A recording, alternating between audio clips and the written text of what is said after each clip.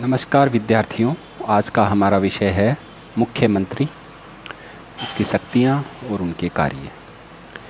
The chief minister, appointment, power, function and position. The chief minister is appointed by the governor. Article 164 of the Constitution provides that there shall be a council of ministers with the chief minister as its hand to aid and advise the governor. Once the election to the Legislative Assembly is over, the task of forming the government begins. The party with the majority in the Legislative Assembly is entitled to form the government. It is upon his recommendation that ministers are appointed. However, some of the important powers and functions of the chief minister are as under.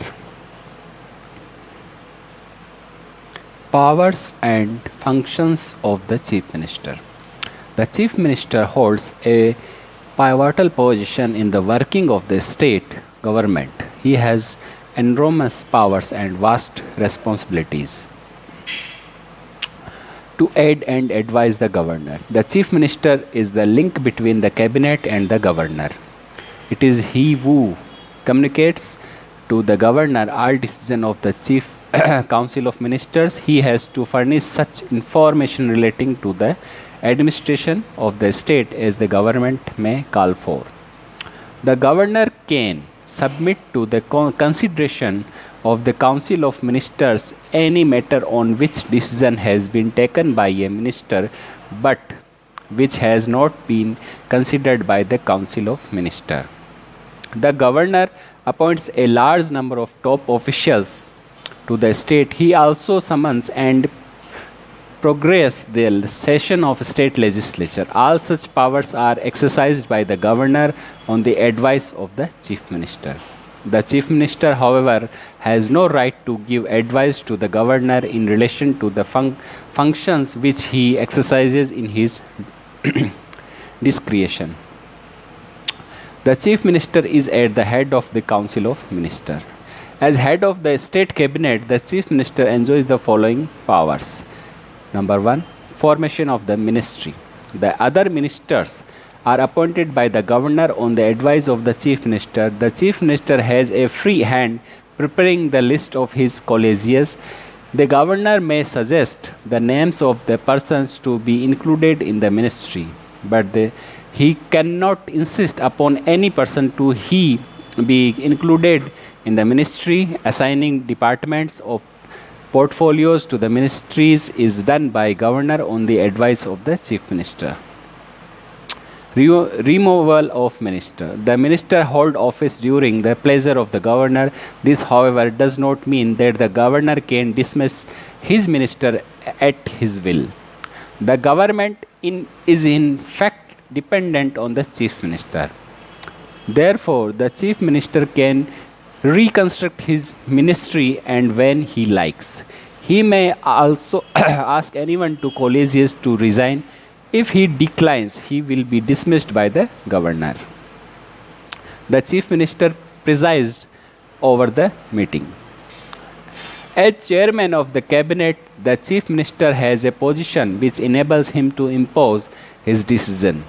It is he who controls the agenda for the cabinet meeting. It is for the chief minister to accept or reject proposal for cabinet discussion. Coordinates the working of various departments. The chief minister supervises and coordinates policies of the several ministries and departments. Several ministries are involved in the formulation and implementation of policy. The chief minister must bring these activities into reasonable relationship with one another in matters of public order, roads and bridges, agriculture, land revenue and production, supply and distribution of goods. He plays a special role in directing the policy of government. The chief minister is the leader of the house. The chief minister is the leader of the state legislative assembly. All principal announcements of the policy are made by him.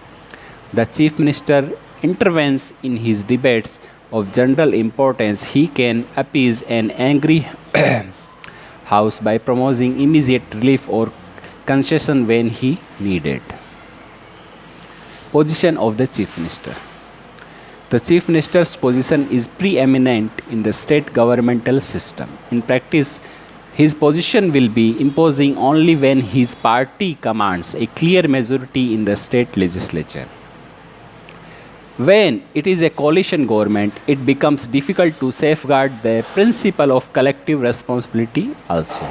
Much of their time and energy of the Chief Minister will, in that case, be wasted on keeping his team unite. जिस प्रकार संघ की मंत्री परिषद का प्रधान भारत का प्रधानमंत्री होता है, उसी प्रकार राज्य की मंत्री परिषद का प्रधान एक मुख्यमंत्री होता है। मुख्यमंत्री को भी प्रधानमंत्री की संज्ञा दी गई थी जब 1935 का अधिनियम आया था। उस समय केंद्र में प्रधानमंत्री का पद नहीं था। संविधान के निर्माताओं ने संघ में प्रधानमंत्री के पद का प्रावधान करते हुए राज्यों में मुख्यमंत्री के पद का प्रावधान किया है। कार्य, अधिकार तथा शक्ति की दृष्टि से दोनों में साम्य है। संघ शासन में जो स्थान भारत के प्रधानमंत्री का है, राज्य के शासन में वही राज्य के मुख्यमंत्री का है। राज्य की कार्यपालिका शक्ति का प्रयोग मुख्यमंत्री ही करता है। राज्यपाल तो सिर्फ एक संवैधानिक प्रधान है, मुख्यमंत्री का स्थान महत्वपूर्ण है। मुख्यमंत्री की नियुक्ति, जिस प्रकार हम पहले भी चर्चा कर चुके हैं, हम दोबारा चर्चा कर लेते हैं। संविधान के अनुसार मुख्यमंत्री की नियुक्ति राज्यपाल करता है, परंतु व्यवहार में राज्यपाल की वह शक्ति अत्यधिक सीमित है। क्योंकि राज्यों में उत्तरदायी अथवा संसदीय स्वरूप की कार्यपालिका की व्यवस्था की गई है, अतः विधानमंडल में जिस दल का बहुमत होता है, राज्यपाल उसी दल के नेता को मुख्यमंत्री का पद ग्रहण और मंत्रिपरिषद के निर्माण के लिए आमंत्रित करता है। सामान्यतः मुख्यमंत्री विधानसभा का सदस्य होता है, परंतु इसके अपवाद भी हैं और विधान परिषद के सदस्य भी मुख्यमंत्री के पद पर नियुक्त हुए हैं। यदि विधानसभा में किसी दल का स्पष्ट बहुमत न हो या किसी दल का सर्वमान्य नेता न हो, तो मुख्यमंत्री की नियुक्ति में राज्यपाल को कुछ स्वतंत्रता हो सकती है। मुख्यमंत्री की योग्यता, वेतन और कार्यकाल। संविधान में मंत्रियों के लिए कोई योग्यता निर्धारित नहीं की गई है। केवल इतना ही कहा गया है कि प्रत्येक मंत्री को अनिवार्यतः राज्य के विधानमंडल का सदस्य होना चाहिए। यदि नियुक्ति के समय कोई मंत्री विधानमंडल के किसी भी सदन का सदस्य न हो, तो उसे नियुक्ति की तिथि के 6 महीनों के अंतर्गत किसी सदन का सदस्य बनना पड़ेगा, अन्यथा मंत्री पद त्यागना होगा। व्यवहार में वही व्यक्ति मंत्री नियुक्त होता है जो अपने दल में प्रभावी व्यक्ति होता है और मुख्यमंत्री का विश्वास पात्र होता है। मंत्रियों को राज्य के विधानमंडल द्वारा निर्मित विधि के अनुसार वेतन, भत्ते आदि मिलते हैं। संविधान में मंत्रियों की अवकाश आयु, शिक्षा संबंधी योग्यता तथा कार्यकाल निश्चित नहीं किए गए हैं। सामान्यतः मंत्रियों का कार्यकाल 5 वर्ष का है, जो विधानसभा की अवधि है। संविधान में कहा गया है कि मंत्री राज्यपाल के प्रसाद पर्यंत अपने पद पर बने रहेंगे, परंतु मंत्रियों को पदच्युत करने में राज्यपाल की स्वतंत्रता बहुत सीमित है।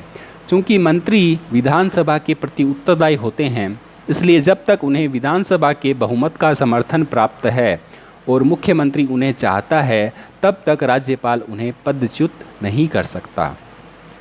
यदि राज्यपाल ऐसा करें तो समस्त मंत्रिपरिषद त्याग पत्र देकर संवैधानिक संकट उपस्थित कर सकती है। हाँ, विधानमंडल मंत्रियों के विरुद्ध अविश्वास का प्रस्ताव पास कर उन्हें पदच्युत कर सकता है। मुख्यमंत्री के कार्य। मुख्यमंत्री का प्रथम कार्य मंत्रिपरिषद का निर्माण करना है। वह मंत्रिपरिषद के सदस्यों की संख्या निश्चित करता है और उसके नामों की एक सूची तैयार करता है। वह मंत्रिपरिषद के सदस्यों की संख्या निश्चित करता है और उसके नामों की एक सूची तैयार करता है। इस कार्य में वह प्राय स्वतंत्र है, परंतु व्यवहार में उसके ऊपर भी प्रतिबंध लगे रहते हैं। उसे अपने दल के प्रभावशाली व्यक्तियों, राज्य के विभिन्न भागों तथा संप्रदायों के प्रतिनिधियों को मंत्रिपरिषद में सम्मिलित करना पड़ता है। इसके अतिरिक्त उसे अपने दल की कार्यकारिणी समिति का भी परामर्श लेना पड़ता है। उस दल के कुछ वयोवृद्ध अनुभवी व्यक्तियों तथा नवयुवकों को भी मंत्रिपरिषद में सम्मिलित करना पड़ता है। मुख्यमंत्री राज्यपाल की औपचारिक स्वीकृति से मंत्रियों के बीच विभागों का वितरण करता है।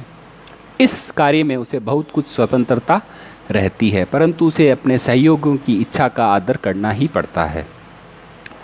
मुख्यमंत्री मंत्रियों से पारस्परिक सहयोग पूर्वक कार्य करता है, उनके मतभेद और विवाद का निर्णय करता है। उसे सभी विभागों के कार्यों की निगरानी और सामंजस्य का व्यापक अधिकार प्राप्त रहता है। वह विधानसभा का नेता होता है, अतः विधेयक को पारित कराने, धनराशि की स्वीकृति आदि में उसका व्यापक प्रभाव पड़ता है। वह राज्यपाल को विधानसभा को विघटित कराने का परामर्श भी दे सकता है। मुख्यमंत्री के कार्य, इन पर आगे चर्चा करते हैं। वह विधानसभा का प्रमुख प्रवक्ता होता है, अतः उसके आश्वासन प्रामाणिक माने जाते हैं। वह विधानसभा में सरकार की नीति या अन्य आवश्यक तथा महत्वपूर्ण विषयों पर भाषण देता है। संविधान के अनुसार नियुक्ति के जो अधिकार राज्यपाल को प्राप्त हैं, उनका प्रयोग मुख्यमंत्री ही करते हैं।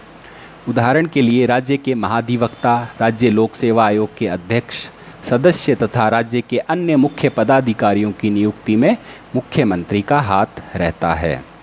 मुख्यमंत्री मंत्रिपरिषद की बैठकों का सभापतित्व करता है तथा सरकार के नीति निर्धारण में उसका महत्वपूर्ण हाथ रहता है।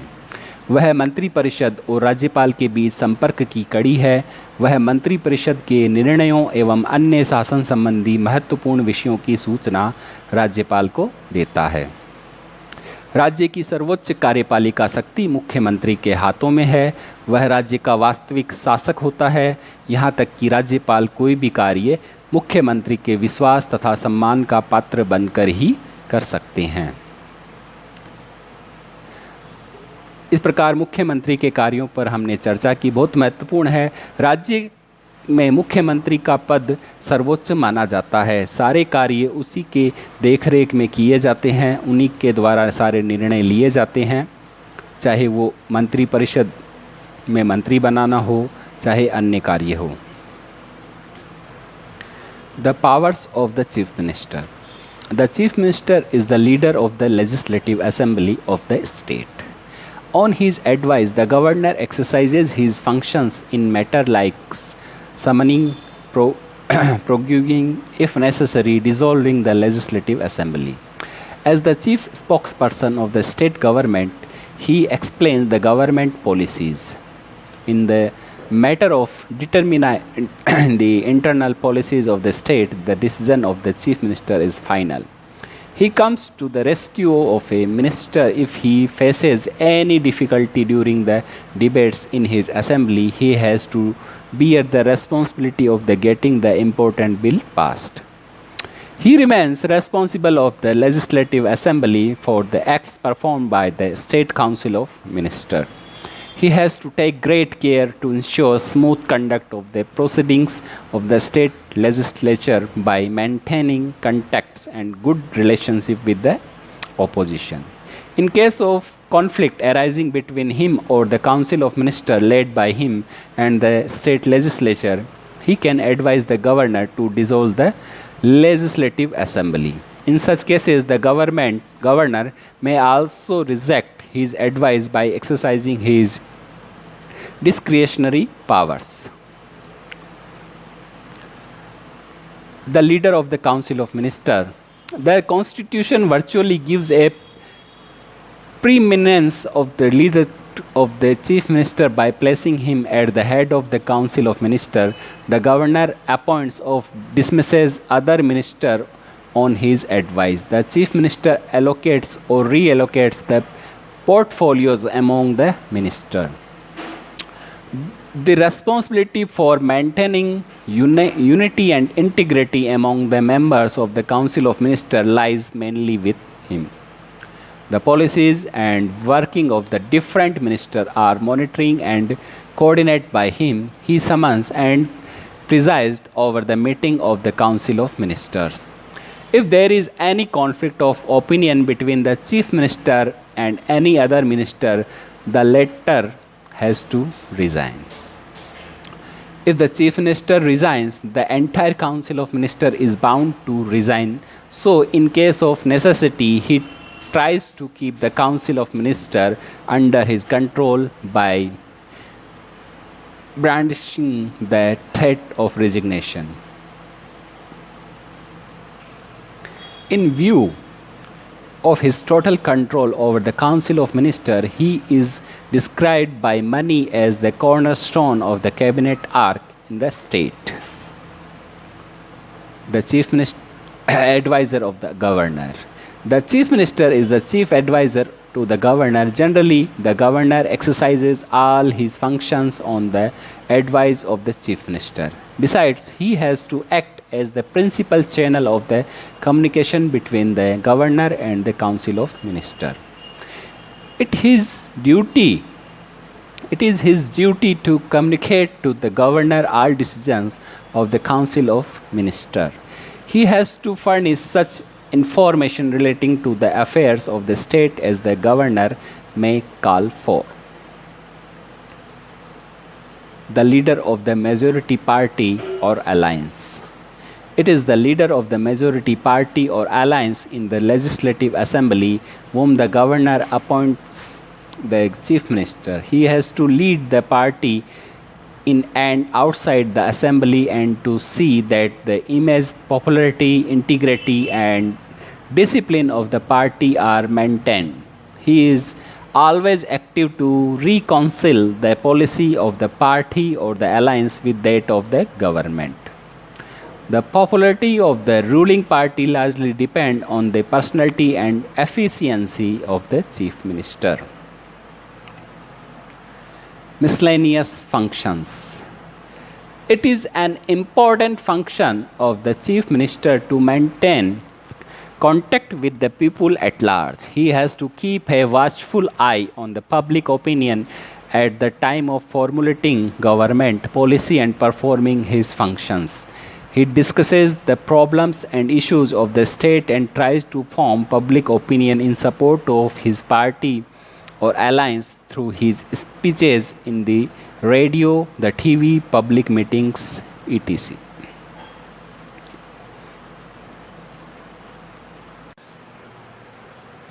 हम मुख्यमंत्री पे चर्चा कर रहे थे। मुख्यमंत्री के कार्यप्रणाली, शक्तियाँ, इन सभी बिंदुओं पर हमने चर्चा कर ली थी। कुछ और बिंदु हैं जिन पर चर्चा करने की आवश्यकता है। भारत में संसदीय शासन प्रणाली अपनाए जाने के कारण राज्य में राज्यपाल केवल नाम मात्र या औपचारिक प्रमुख होता है। वो एक संवैधानिक पद है। वास्तविक कार्यपालिका शक्तियों का प्रयोग मुख्यमंत्री व मंत्रिपरिषद द्वारा किया जाता है। अनुच्छेद 164 के अनुसार मुख्यमंत्री की नियुक्ति राज्यपाल द्वारा की जाती है। संसदीय शासन प्रणाली के अपेक्षा अनुसार राज्यपाल विधानसभाओं में बहुमत प्राप्त दल का नेता या गठबंधन के नेता के रूप में मुख्यमंत्री को नियुक्त करता है। मुख्यमंत्री या मंत्री बनने के लिए विधानमंडल के किसी सदन का सदस्य होना आवश्यक है। यदि नियुक्ति के समय ऐसा नहीं है तो 6 माह के भीतर सदस्यता लेनी पड़ती है।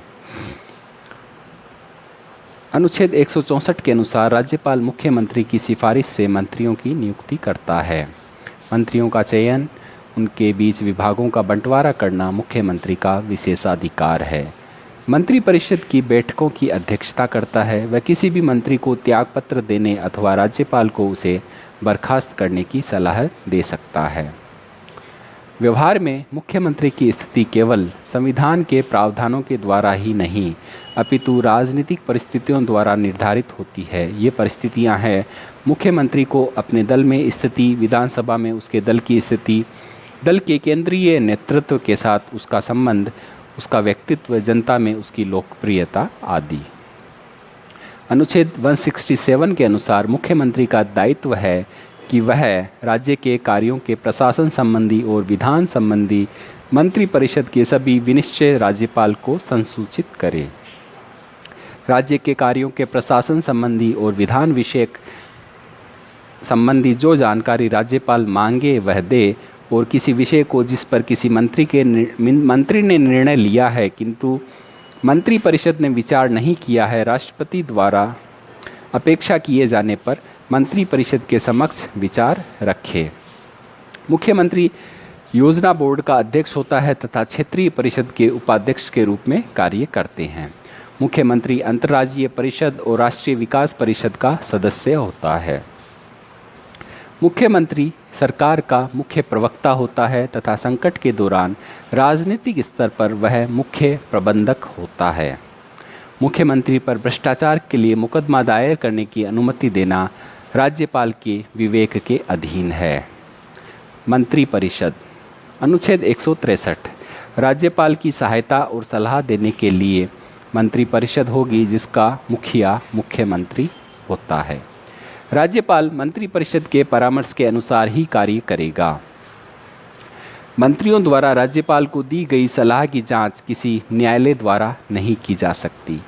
मंत्रियों द्वारा राज्यपाल को दी गई सलाह की जांच किसी न्यायालय द्वारा नहीं की जा सकती, ये भी एक प्रावधान है। अनुच्छेद 164 मुख्यमंत्री की नियुक्ति राज्यपाल करेगा तथा अन्य मंत्रियों की नियुक्ति राज्यपाल मुख्यमंत्री की सलाह पर करेगा। मंत्री राज्यपाल के प्रसाद पर्यंत पद धारण करेंगे। मंत्रिपरिषद विधानसभा के प्रति सामूहिक रूप से उत्तरदायी होंगे। मुख्यमंत्री सहित मंत्रिपरिषद के सदस्यों की कुल संख्या विधानसभा की कुल संख्या के 15% से अधिक नहीं होगी। यदि राजस्थान की बात करें तो राजस्थान में कुल मिला के विधानसभा की 200 सीटें हैं, तो अधिक से अधिक 30 मंत्री बनाए जा सकते हैं। न्यूनतम संख्या है 12। राज्यपाल मंत्रियों को पद एवं गोपनीयता की शपथ दिलवाते हैं। मंत्रिपरिषद में 3 स्तरों के मंत्री होते हैं: कैबिनेट मंत्री, राज्य मंत्री और उप मंत्री। अनेक बार मंत्रिपरिषद में उपयुक्त श्रेणियों के अतिरिक्त संसदीय सचिवों की भी नियुक्ति की जाती है। संसदीय सचिव औपचारिक रूप से मंत्रिपरिषद के सदस्य नहीं माने जाते। इनकी नियुक्ति भी राज्यपाल द्वारा नहीं अपितु मुख्यमंत्री द्वारा की जाती है, वहीं उन्हें पद व गोपनीयता की शपथ दिलवाते हैं। तो इस प्रकार हमने चर्चा की मुख्यमंत्री के कार्य व शक्तियों की, मंत्रिपरिषद वो क्या काम करते हैं। तो अगर हम विचार करें मुख्यमंत्री के बारे में, तो मुख्यमंत्री राज्य में सर्वे सर्वा होता है। वह बहुमत दल के नेता के रूप में कार्य करता है। यदि वहाँ पर गठबंधन सरकार है, कई दलों ने मिलकर सरकार बनाई है, या किसी ने बाहर से समर्थन किया है, वो भी गठबंधन के अंतर्गत आएगा, तब वहाँ पे मुख्यमंत्री की स्थिति, उसकी बहुमत के प्रति सम्मान, इस प्रकार मुख्यमंत्री राज्य में एक बहुमत दल के नेता के रूप में सम्मान प्राप्त नेता होता है। सारे निर्णय उसके पास होते हैं जब तक उसके पास विश्वास मत हासिल होता है। वह विधानसभा का लीडर होता है और पूरे राज्य में जो भी निर्णय लिए जाते हैं वो मुख्यमंत्री के संज्ञान से ही लिए जाते हैं। तो इस प्रकार हम चर्चा कर सकते हैं कि मुख्यमंत्री राज्य में सर्वे सर्वा होता है।